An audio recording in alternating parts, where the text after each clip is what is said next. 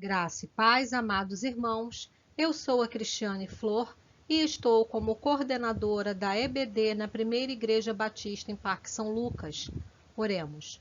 Pai, que essa lição seja para o nosso crescimento espiritual e que a Tua vontade reine em nossos corações sempre. Em nome de Jesus é o que te pedimos. Amém. O estudo de hoje é a lição 9, quando a adversidade é a perversidade humana.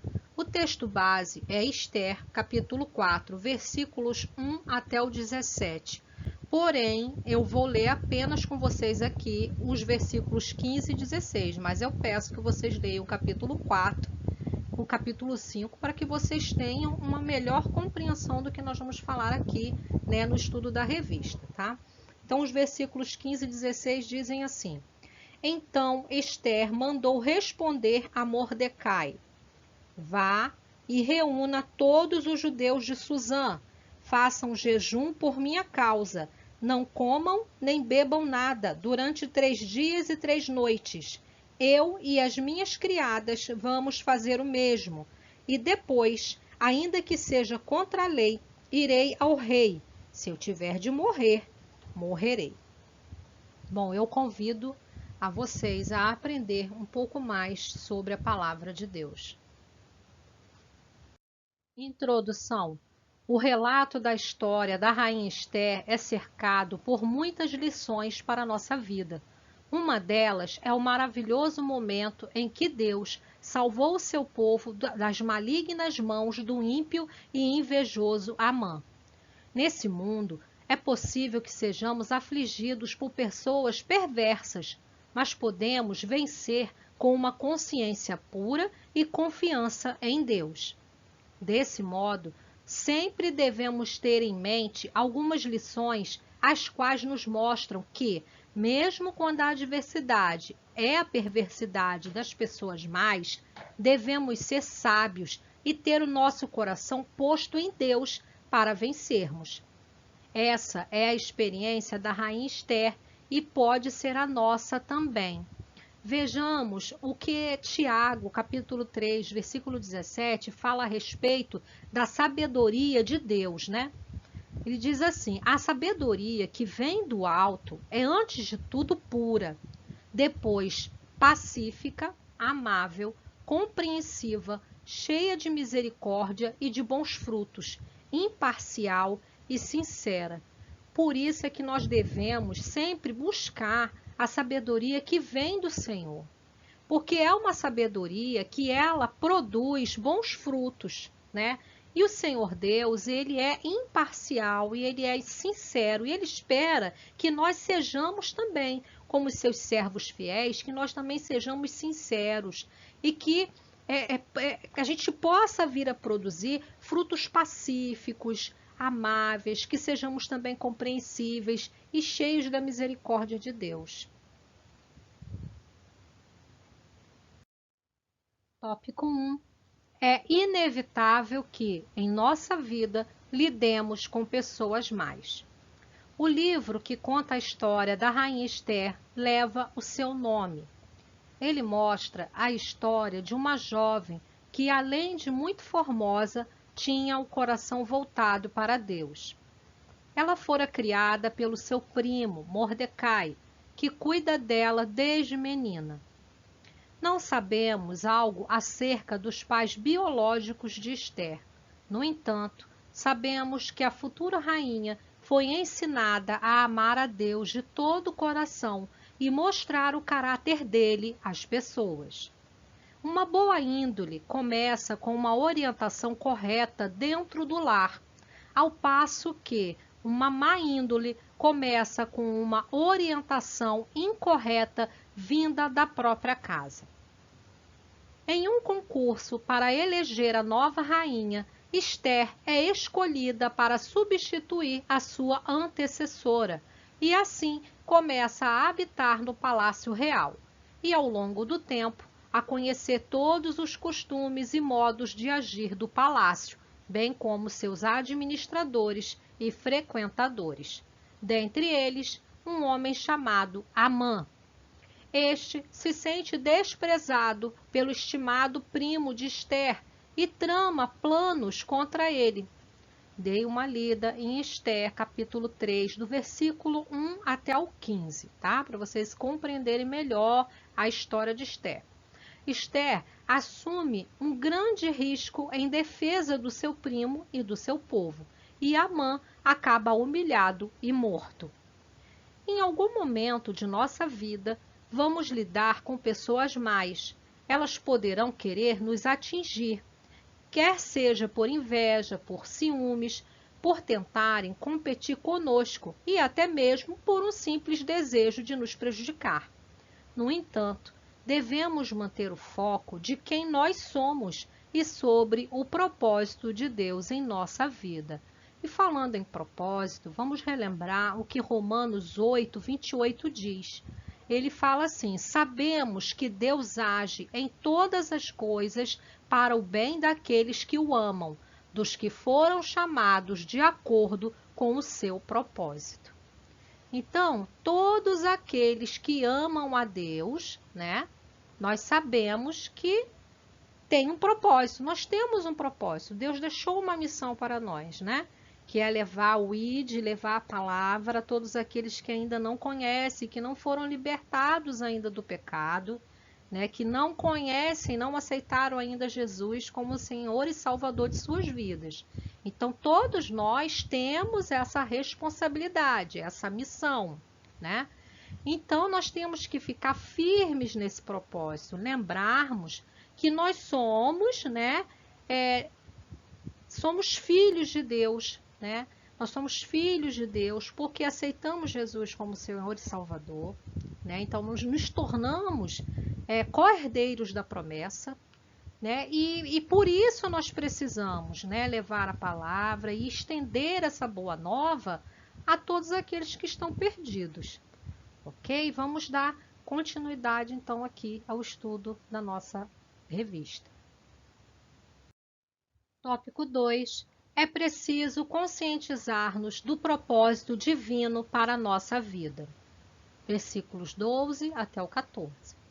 Nesses versos, descobrimos que estar em uma posição superior à do seu povo não leva o servo do Senhor a ser intocável. Assim, o fato de ser um cristão não nos exime de enfrentar o peso das malignidades humanas. Quando o Senhor, na sua bondade, nos dá um lugar de destaque na sociedade, Ele tem propósitos para a nossa vida em relação ao seu povo. Assim foi na vida da rainha Esther. Ela sabia dos propósitos de Deus para a sua vida. Sabia que a sua posição era um instrumento de Deus para salvar a vida do seu povo. Então, nós temos, né, que lembrar que nós precisamos ser sal e luz, né, aonde nós estivermos. Então, aonde eu estou, no meu trabalho, onde eu estiver inserida, no trabalho, na faculdade, na vizinhança, no meio familiar, né, entre os amigos, você precisa ser sal e você precisa ser luz. Você precisa demonstrar como é esse viver, né, seguindo os propósitos de Deus, seguindo os preceitos de Deus. Qual o impacto representa na sua vida, né? Você ser um servo do Senhor. Se você é um servo do Senhor que obedece os preceitos de Deus, certamente você acaba se destacando, né, perante ali aquele meio. Você é diferente. Você acaba sendo diferente porque o seu comportamento muda, as suas ações mudam, você se torna uma pessoa mais sábia, você tenta ser mais ponderado no seu temperamento, né? E isso a gente também acaba ganhando, né? Levando essas pessoas a quererem conhecer Jesus também pelo nosso modo de vida, né? Como que eu me comporto, né, nos lugares? Eu preciso ser assim, essa maneira, essa forma, né, esse ser transformado, né, que é um novo eu, em qualquer lugar que eu tiver, né? Então a rainha Esther, ela acabou mostrando, né, diferente, porque ela era uma pessoa, ela desde pequena, ela aprendeu a amar a Deus, ela guardou aqueles ensinamentos no coração dela e no momento certo ela o colocou em prática, né? Então ela era humilde, aquilo sobressaía. Todo aquele o comportamento dela acabava sobressaindo perante os demais, né? Então, nós vamos ver aqui, manter-nos em foco nos propósitos de Deus nos ajuda a superar as perversidades humanas. Certamente, Deus quer nos usar para abençoar. Precisamos nos conscientizar de que para isso fomos salvos e temos uma missão, né? Como eu falei anteriormente, o comissionado, nós temos uma missão de levar as boas novas àqueles que ainda não conheceram Jesus como seu Salvador. Então, todos nós temos essa missão. O Senhor espera que possamos, como servos seus, descobrir o seu propósito para cada um de nós, que sejamos luzeiros no mundo, ou seja, aonde estivermos, que nós sejamos luz, iluminemos o caminho de alguém, a vida de alguém, com sabedoria, com perseverança, com misericórdia, com amor, com caridade, né? Então, Deus espera isso. Não nos esqueçamos da palavra de Mordecai a Esther. Quem sabe se para um tempo como este não foste a escolhida, né? Em Esther 4, versículo 14. Assim, não devemos nos calar diante da maldade humana, mas como servos do rei, agir com prudência. Esther 5, versículos 1 a 3. Precisamos pedir a sabedoria de Deus para enfrentar os dias maus e as pessoas maldosas.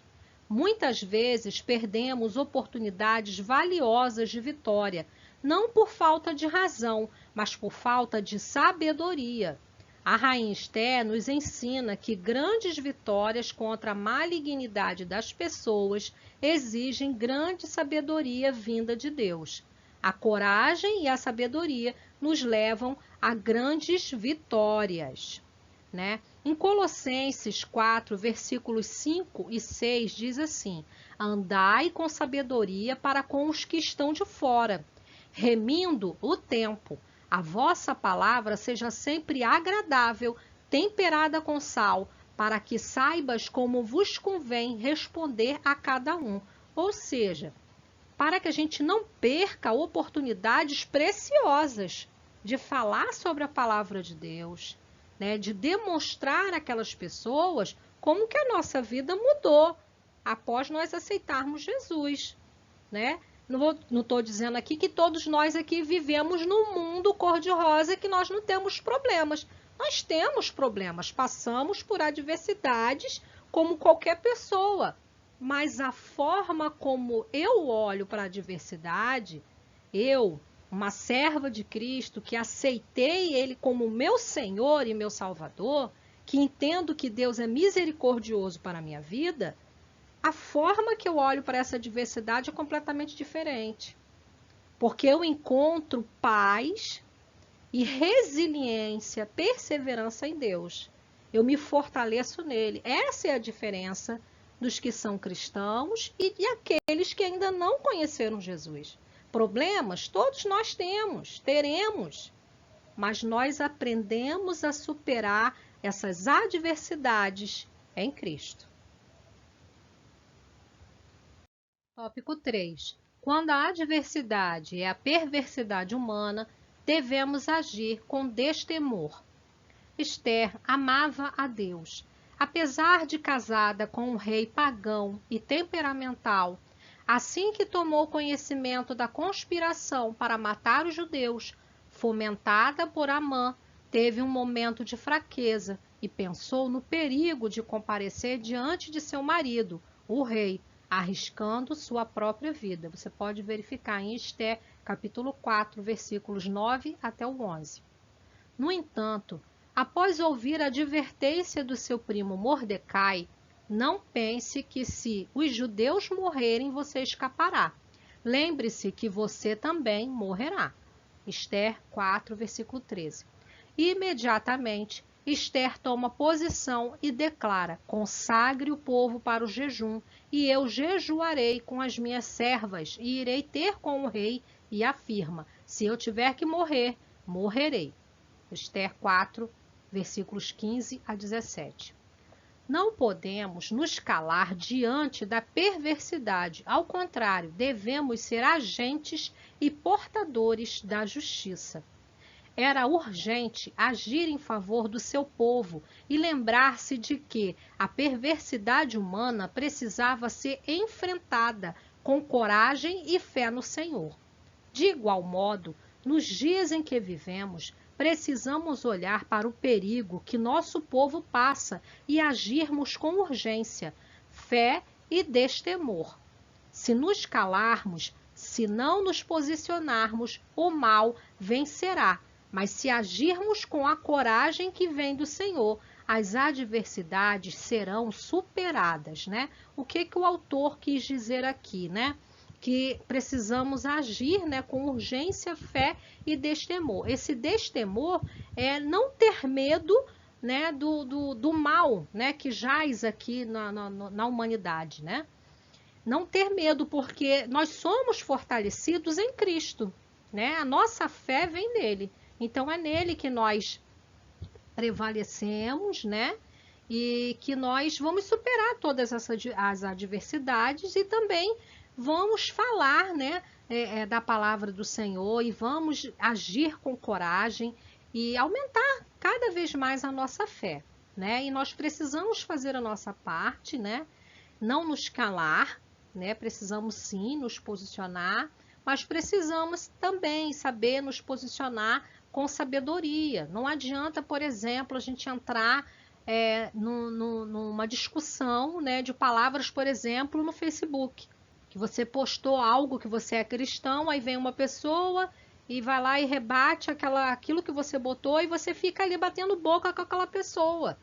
Isso não vai te levar a nada, você vai acabar perdendo a sua razão.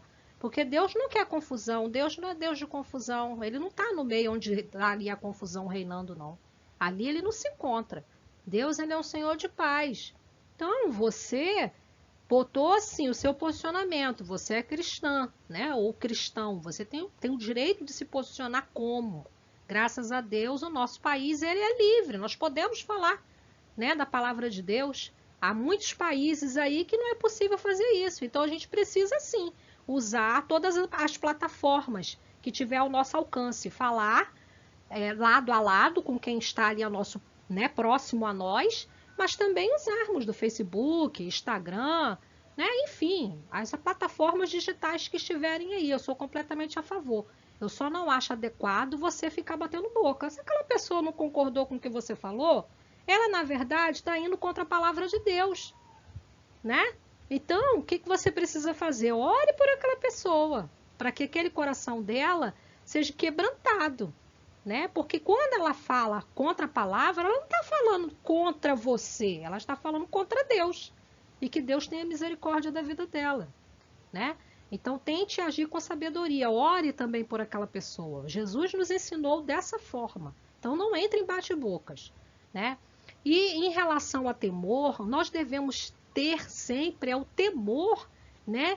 E termos devoção e reverência sempre ao nosso Senhor, né? Então, em Salmos 111, versículo 10, diz assim: o temor do Senhor é o princípio da sabedoria.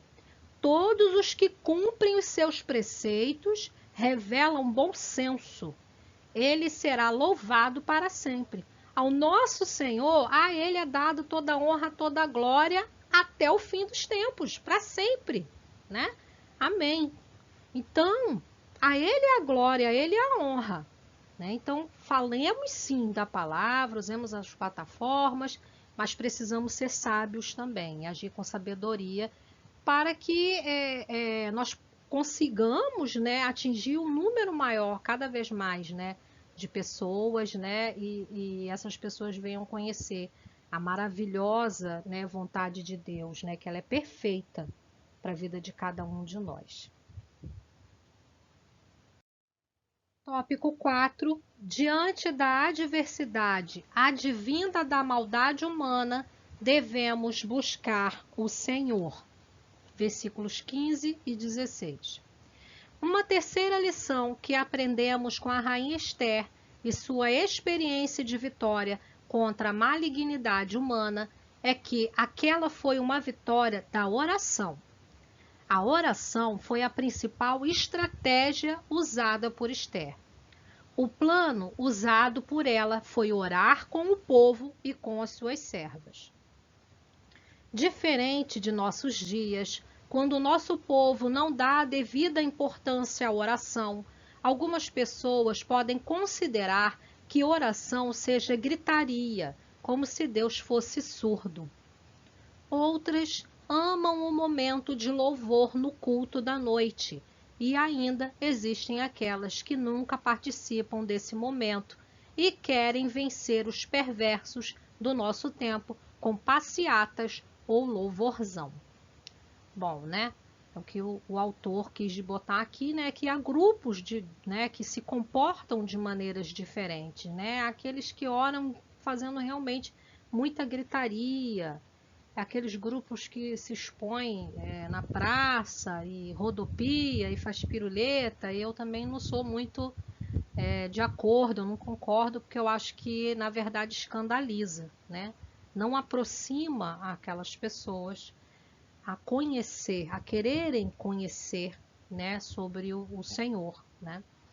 E a gente já viu na palavra, né, que nós não devemos escandalizar, né, provocar escândalos, né? Então eu não sou muito a favor, né? Outras entendem que esse momento de oração ele ocorre apenas no culto, né? E esquecem que a palavra de Deus fala, né? E quando forem falar, né, com o Pai, entra no secreto, ou seja, entra no seu quarto, um cômodo da sua casa que esteja naquele momento esteja apenas você e o Senhor.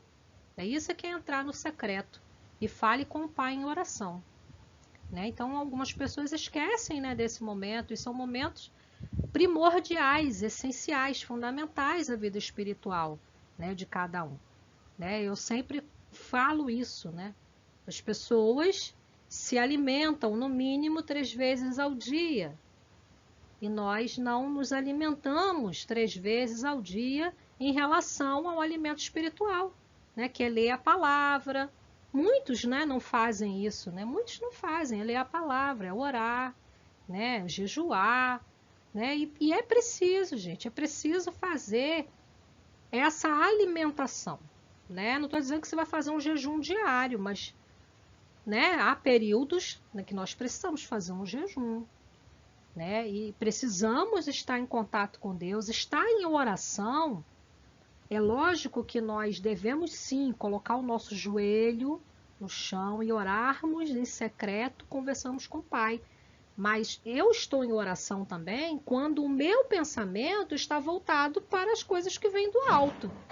Então, quando eu posso estar no meu trabalho, executando alguma tarefa, alguma função, mas o meu pensamento está lá meditando no que eu li na Bíblia anteriormente, num culto que eu ouvi uma pregação, eu estou pensando, eu estou meditando sobre a palavra do Senhor. Isso também é estar em oração, né? Estar em oração é você conversar com o Pai. Tem pessoas que acreditam que orar é apenas pedir. E, na verdade, se nós fôssemos observar tamanhas bênçãos que Deus tem derramado sobre nós, nós só teríamos que agradecer e não pedir, né? Mas ainda assim a palavra vem dizendo, né, que se houver uma necessidade de pedir, que peçamos, principalmente sabedoria, porque Ele dá a todos aqueles que pedem, né? E se a nossa petição em oração estiver segundo o coração de Deus, alinhado à vontade de Deus, então nós seremos ouvidos e a nossa oração será atendida. Então isso é extremamente importante, porque orar, ela promove uma aproximação com o Pai, né? Eu consigo me aproximar mais com Ele, né? E há aquelas pessoas que acham, né, que fazer passeata, né, ou chamado louvorzão, e apenas aqueles shows, né, que tem de louvor. Não estou falando que é proibido ir, mas isso não deve ser a única coisa que você faz para você adorar o Senhor, né? O momento de adoração precisa ser muito mais extenso, muito mais estendido do que apenas ir num show de louvor, tá? Então, assim, olha, todas essas práticas podem até permear resultados positivos. Todavia, poucas permitem mais intimidade com Deus e vitória se comparados ao poder da oração, né? Então, vamos assim, olha, podemos mencionar que em alguns lares perdeu-se o costume do culto doméstico, onde os pais oram junto com os filhos. As famílias que desejam vitória na vida, filhos no caminho do Senhor, direção para todos os momentos da vida. Para tudo isso é mister crer e praticar a oração. Não só em momentos de adversidade, mas termos a oração como estilo de vida, como um instrumento do Senhor para a nossa vitória. A oração é a linha que eu tenho para conversar com o Pai. Então eu quero conversar com o Pai através da oração, tá? Então em 1 Crônicas, capítulo 16, versículos 28 e 29, diz assim: Deem ao Senhor, ó famílias das nações, deem ao Senhor glória e força, deem ao Senhor a glória devida ao seu nome, tragam ofertas e venham à sua presença. Adorem o Senhor no esplendor da sua santidade. Então, adorar o Senhor sempre. Louvar o seu nome sempre, conversar com ele sempre. O Pai espera que você o busque, que você o chame para conversar. Ele está ali com o ouvido dele disposto a te ouvir, mas muitas das vezes nós não o procuramos, né? Então, que façamos a oração como realmente um estilo de vida. Conclusão. Portanto, aprendemos com a rainha Esther que, primeiro, devemos tomar consciência do propósito de Deus para a nossa vida, né? Em Jeremias 29, versículo 11, Deus diz: eu tenho planos de fazê-los prosperar e não de causar dano, planos de dar a vocês esperança e um futuro. Segundo, devemos agir com destemor diante da perversidade, né? Em Joel, capítulo 2, versículo 21, diz: não tenha medo, ó terra, regozije-se e alegre-se, o Senhor tem feito coisas grandiosas. E é verdade, gente. O mesmo Deus que lá no passado, né, fez coisas grandiosas e promoveu maravilhas, ele continua operando, ele continua promovendo coisas grandiosas e grandes maravilhas. Tem pessoas que não creem em milagres, mas os milagres têm acontecido, acontecem diariamente. Basta que estejamos atentos, estejamos de olhos abertos, né? E vejamos os milagres, né? Feitos, realizados pelo nosso Senhor. Tá? Terceiro, devemos buscar o Senhor em oração diante da adversidade. E digo mais, não só diante da adversidade, mas em todos os momentos da nossa vida, buscando orientação, ao tomar, né, alguma decisão importante da nossa vida. Primeiro, consultemos ao Senhor, coloquemos o nosso joelho em oração antes de tomarmos alguma decisão. É isso que um servo fiel faz, ele pede direção a Deus, né? Em Mateus 21, versículo 22, diz assim: e tudo que pedires em oração, crendo, vocês receberão. Esther tomou conhecimento dos propósitos divinos para a sua vida, agiu com determinação e urgência, buscou ao Senhor com oração diante da adversidade. Ao sermos provocados pela perversidade humana, precisamos agir como a rainha Esther. Gente, lembremos-nos sempre da promessa de Deus. Em Isaías, capítulo 41, versículo 10, diz assim: não temas, porque eu sou contigo. Não te assombres, porque eu sou teu Deus. Eu te fortaleço e te ajudo e te sustento com a destra da minha justiça. Bom, gente, essa foi a nossa lição de hoje. Eu acho que ela ficou um pouquinho maior do que como de costume, mas eu achei por bem, né, dizer todas essas coisas que veio aqui ao meu coração. permaneçam em Cristo e Ele permanecerá em vós, né? Que Deus os abençoe e até a nossa próxima aula. Um grande abraço. Tchau.